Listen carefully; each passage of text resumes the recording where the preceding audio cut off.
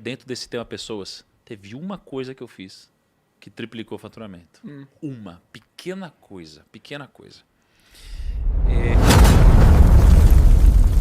A sociedade pro cara. Cara, mas esse é o ponto. Vocês não acham que reter... Benchimol não faz isso para reter, ele faz isso para crescer. Tanto é que os que foram feitos para reter deram problema. Olha aí. Aqui, inclusive. Mas vocês não acham que reter no geral é ruim?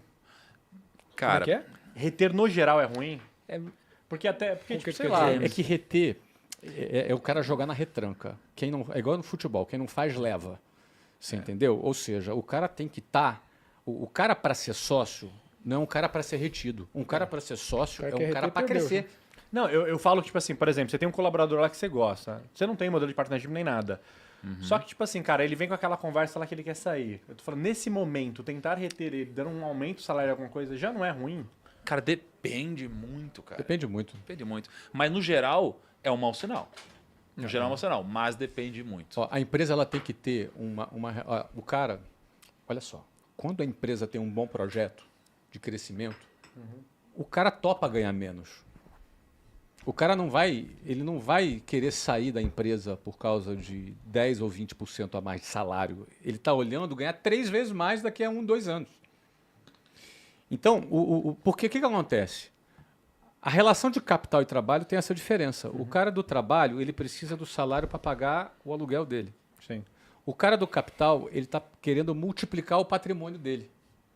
Então, pessoas desses mundos diferentes, é possível alguém na relação de trabalho, que precisa pagar o aluguel dele, ter uma mentalidade empreendedora de forma que ele invista o trabalho dele para que ele ganhe 2, 3 vezes mais depois? Ou seja, em vez dele olhar só para o presente, ele olha para o futuro? É possível, mas é raro. Mas é possível.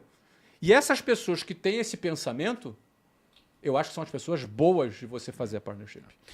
Agora, cara, a palavra aqui é alinhamento e talvez de uma forma até mais ampla é meritocracia. Então, se você conseguir exercer a meritocracia dentro do seu time, cara, você vai conseguir fazer com uma pessoa ela performe mais. Boa. E nesse ponto vai ter aquele cara que ele não quer ser sócio de nada, pô. Tem, total. Ele só quer ganhar o salário dele, ganhar melhor e ter uma carreira boa. Sim. Tem cara que não quer. Tem. Porque às vezes você fica com essa história de blá, blá, blá, blá, e o cara às vezes não quer. E vai ter caras assim na nossa equipe. Vai. Agora eu vou te falar, dentro desse tema pessoas, teve uma coisa que eu fiz que triplicou o faturamento. Uma pequena coisa, pequena coisa. Imagina que a gente tem um produto que a gente vende na empresa da Maíra. Cara, e a gente sempre vendeu muito bem. A Maíra tem um público fiel, tem gente que gosta muito dela, acredita muito nela e tal. Só que a gente, em algum momento, desenvolveu um time de vendas. A gente fez uma coisa e o faturamento triplicou. E é uma coisa que as empresas têm pavor de fazer, que é pagar comissão e remunerar bem o vendedor.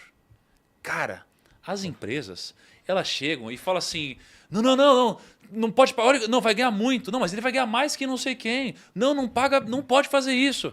A gente foi lá e falou, quer saber? Bicho, vamos pagar muito. Cara, sem sacanagem, tem uma vendedora esse mês que vai tirar 6 dígitos. No mês. Caramba. No mês. Só que ela vai ganhar muito, não vai? A empresa também. Sim. Por quê? Porque agora ela tem um motivo a mais para agir. Então, assim, o Flávio com certeza tem muito mais experiência que eu, mas não é a primeira vez que a gente faz isso, mas quando você torna elástico o resultado possível, cara, você alinha a pessoa fica muito mais comprada. Então, às vezes, você não precisa nem da sociedade ou vender ações, você pode dar em dinheiro. Não é? Que é esse caso. Então, assim, ó, pague bem seu time de vendas, você vai vender mais. Na carreira. Então, é um contra-intuitivo, né? Parece que assim, quanto mais você faz ela ganhar, quanto mais você vai gastar com isso, geralmente existe uma relação positiva, onde mais dinheiro ela vai fazer para a empresa. Até que existe um ponto ótimo que você precisa encontrar.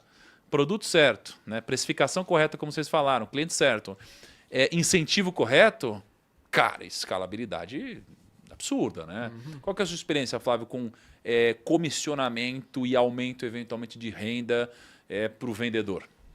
Cara, o vendedor, ele precisa não ter teto. Não existe teto para o vendedor. Você acha que o vendedor pode ganhar mais que um diretor, por exemplo? Deve. E é Olha muito só. comum. Muito comum.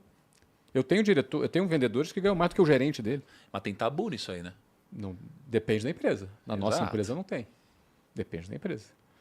Eu penso que o cara, ele precisa, se ele está ganhando 1 milhão no mês, quanto ele não está gerando para a empresa? É muita coisa. Quanto ele não está gerando para o negócio? Então, eu penso que ele pode ter uma remuneração elástica e, de novo, é a maneira como a gente faz, né? Não existe certo ou errado em negócio.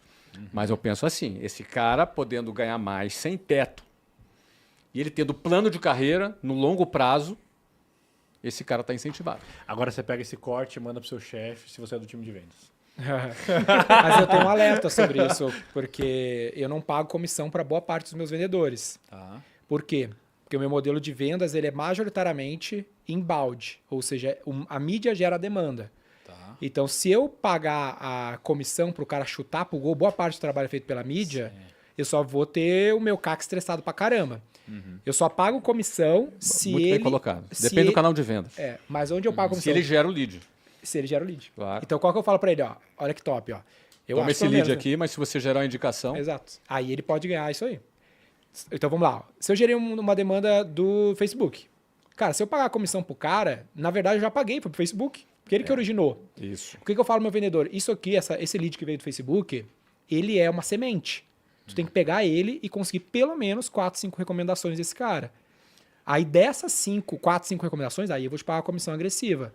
Porque aí você produziu, você foi eu chamo isso de transformando vendedores em mídia. Porque daí você legal. virou mídia. No futuro, se você desempenhar bem pra caramba, você pode não depender mais de leads da mídia. Faz sentido? Senão Faz sentido. fudeu o teu Isso. CAC. O meu canal que vende Inbound, vende de mídia. inbound também não ganha comissão. Faz Não ganha desse sentido. canal, né? Mas ele Isso. pode ganhar comissão Mas de pode outro ganhar canal. de outro. Mas eu acho que aqui, cara, eu acho que é uma questão de... É difícil você ter um modelo que vai continuar igual por longos anos. Você vai mexendo muito, geralmente, em vendas, né? Mas aqui existe uma reflexão. Realmente, quando a pessoa gera o lead, é um grau, né, de atribuição ao resultado.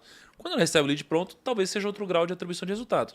Pode Até que uma vez até o próprio Caio, né, do seu time, me falou, cara, você tem que ter um time diferente para inbound Isso. e outbound. Porque A gente senão... chama de carnívoro e herbívoro. Exatamente. E aí, o que eu vejo? Eu vejo que tem uma relação com o canal, mas também tem uma relação com o quão esse lead já estava vendido. Porque assim, quando o cliente vem, e aí o time de vendas basicamente manda o WhatsApp já está pronto, é uma coisa. Quando é um cliente de ticket alto, que você vai fazer uma reunião, cara, essa pessoa ser premiada vai mudar o resultado. Porque é tipo você ir nos Correios, não sei se já foi nos Correios, faz muito tempo que eu fui. Uhum. Mas no que eu fui lá, cara, era um saco, era um atendimento assim, cara, ninguém queria atender, fazia pouco caso. Você fala, pô, é que você tem que ir lá, ser obrigado. Mas se eu tivesse que converter alguma venda, cara, seria muito difícil daquele jeito. Então, muitas vezes a pessoa está daquele jeito porque ela não tem uma projeção de carreira, um incentivo. Então, ela poderia converter melhor uma venda se ela tivesse esse alinhamento, né? Sim. Então, é uma ciência que ela vai ficando exata, mas através do teste AB, né? Total. Não é tão simples assim, né? E aí eu queria que vocês me trouxessem um último ponto, um último aspecto. Vou te dar, para Tá. poder aumentar e dobrar o resultado. Exatamente, para assim, uma conclusão. Planejamento tributário. Puta, muito bom, né? Esse é rápido, né, cara? Planejamento tributário, cara, vai na veia. Planejamento tributário, ele é um outro ingrediente para você aumentar o teu crescimento. Casualmente, no caso do almoço que eu me referi, era um problema tributário. Às vezes agora a pessoa pergunta, nossa, mas não era melhor ele ter contratado um advogado tributarista para resolver esse problema, Flávio? Uma vez eu contei essa história, algumas pessoas no comentários falaram assim, mas não era melhor ele ter contratado um advogado tributarista para resolver? Era. Ele não sabia que não sabia. Só que ele não sabia que não sabia. Exatamente. Ele não sabia que ele precisava daquilo. Precisou sentar comigo para eu te dizer, olha, teu problema é esse. Ele não sabia. Antes dele sentar naquele almoço, ele sequer imaginava que aquilo era o que ele precisava. É o exemplo cara do cara achou- que tem medo do lucro real, que ele fica abrindo vários CNPJs e acha que não tem solução. Exatamente. O cara achou 9 milhões no bolso. Achou 9 milhões de reais no bolso dele, pô. Um problema. Então, principalmente no Brasil, em que existem milhares de leis tributárias que nem um advogado tributarista sabe direito, ele tem que estudar o tempo inteiro. A vida de um advogado tributário é muito difícil, porque é o tempo inteiro. Enquanto ele está conversando aqui, tem lei sendo votada, tem isenções sendo feitas, tem impostos sendo aumentados, tem novas soluções tributárias para você implantar no seu negócio. Então, você, no seu modelo de negócio, e aí aquilo que você falou, concordo 100%, o modelo de negócio manda. Não é? Pessoas medianas crescem em modelos tributários, em modelos de negócios bons, e pessoas muito boas ficam estagnadas em modelos de negócios ruins. Então, o modelo de negócio precede as pessoas. Agora, dentro do modelo de negócio, você precisa contemplar a questão tributária, porque daí você pode modelar o teu negócio de maneira a se encaixar num posicionamento tributário onde você aumente a sua margem. E no Brasil, isso é muito forte. Eu tenho 3 contador CLT na V4 que ficam o dia todo olhando para isso. De tanto trabalho que tem para fazer nesse tema. Cara, isso realmente é muito bom. E você, cara, seu conclusion line aí? Só dar um highlight no anterior, cara. Lembra de produto e oferta, que isso muda muito dentro do mundo marketing, mas já foi falado. Para falar algo adicional e até na mesma linha do Flávio, é estrutura de capital. Tá? Que é um lance que a gente olha pouco. Normalmente o empreendedor só empreende com capital próprio do próprio fluxo de caixa que o próprio negócio gera. E o capital próprio ele custa muito mais caro do que o capital de terceiros, eventualmente, como, por exemplo, via dívida. No momento que a gente está gravando esse podcast, fiz um Reels ontem que foi muito bem sobre a transação que não aconteceu ainda, está em prazo de concluir, da Electronic Arts sendo comprado por um consórcio, né? Electronic Arts, o FIFA, a minha headline era: o FIFA foi comprado com 50 bilhões de dívida. Que foi o maior LBO da história do capitalismo. Foram 20 bilhões de dólares de dívida do JP Morgan para financiar a transação. Então, qual que é a tese? Eles compraram a Electronic Arts, que é dona do FIFA e dentre outros games, com dívida e pretendem pagar a dívida com o próprio fluxo dessa empresa. Normalmente, o capital próprio ele tem um custo muito maior, que é muito louco de entender, né? Porque, não é meu, não custa nada? Não custa, porque tu poderia estar com ele aplicado e tu tem o risco do empreendimento. O capital de terceiros custa só a taxa de juros. Então, normalmente, o ROIC da empresa, o retorno sobre o capital investido, quando ele tem mais capital de terceiros do capital próprio, ele é maior quando uma estrutura de capital, por exemplo, via dívida, do que com capital próprio, porque o custo do capital próprio é maior do que a dívida. Ou seja, todo esse lance que eu falei, que eu tenho certeza que boa parte da galera que está ouvindo não parou para prestar atenção, porque a gente é muito empreendedor, a gente é vendedor, a gente quer vender, criar produto, a gente não olha para o imposto, que parece jogar na defesa, e a gente não olha para a estrutura de capital, porque parece muito chato. Nem olha ROIC, quase ninguém olha para ROIC, né? Mas empreender, administrar, nada mais é do que equilibrar retorno sobre o capital investido em relação a essa taxa de crescimento. Então, às vezes, não vale a pena a gente dobrar o negócio. Dá para dobrar o negócio, pega um empréstimo e dobra o negócio. Só que se tu não gerar caixa suficiente para pagar, não valeu a pena.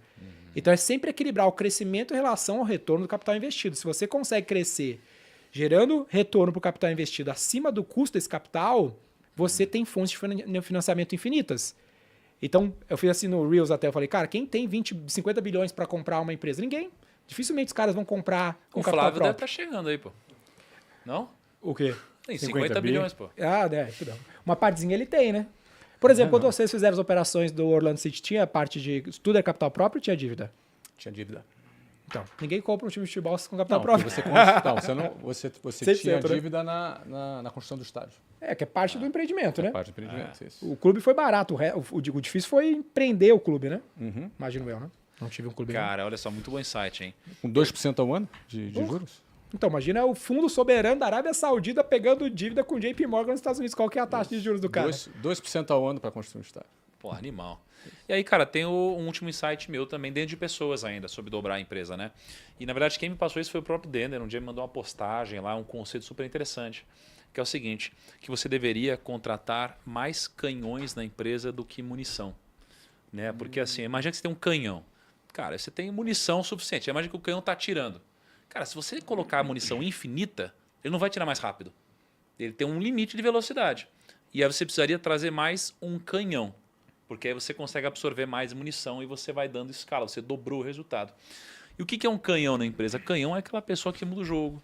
É a pessoa que empreende dentro do negócio. A pessoa que muda a trajetória. A pessoa que estrategicamente tem outro tipo de pensamento. A pessoa que faz a diferença. Que geralmente é a pessoa que vai virar sua sócia, né? Então o canhão é aquele na empresa que você precisa realmente alinhar o futuro dele com o seu.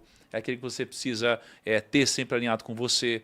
Você precisa ir atrás do canhão. O canhão ele é aquele líder que te desbloqueia uma área e, cara, vai, empreende aqui, monta uma nova linha de negócio ou muda o seu jogo e resultado. Então, dobrar seu resultado é muito mais fácil quando você traz canhões para sua empresa, porque o canhão ele mesmo vai atrás da própria munição. Né? Então, é outro tipo de pensamento. Enquanto que a munição é aquele que, cara, vai somente custo fixo e cumpre a sua missão, mas não muda o jogo. Sim. Né? Só de fato incrementa alguma coisa, né? Cara, foi forte esse podcast. Muito bom. E eu acho Sua que pra jornada fechar, rumo à elite continua.